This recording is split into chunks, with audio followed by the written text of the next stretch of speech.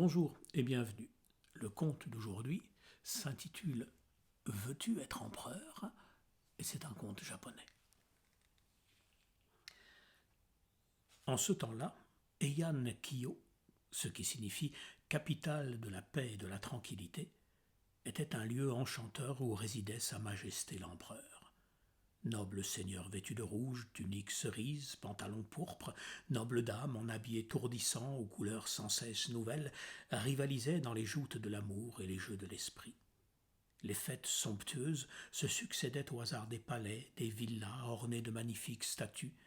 Les musiciens accompagnaient au bord du lac des 8 vertus les amants du clair de lune.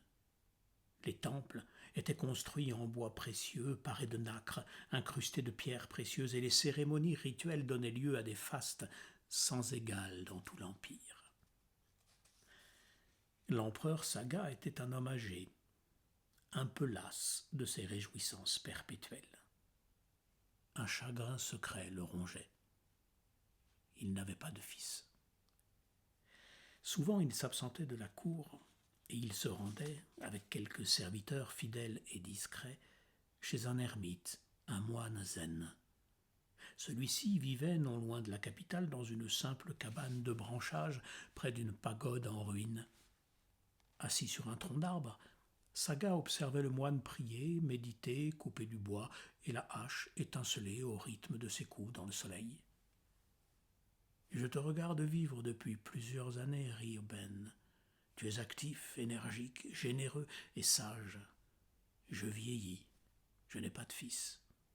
Veux-tu me succéder? Veux-tu être empereur ?»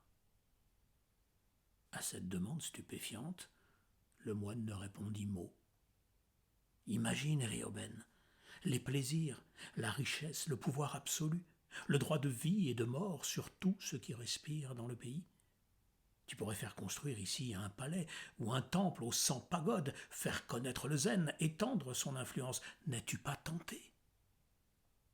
Alors Ryoben posa sa hache, remit de l'ordre dans ses vêtements et dit « Je vais aller au bord de la rivière et laver mes oreilles souillées par vos paroles. » Il se rendit à la rivière où il rencontra un paysan qui venait souvent y faire boire sa vache.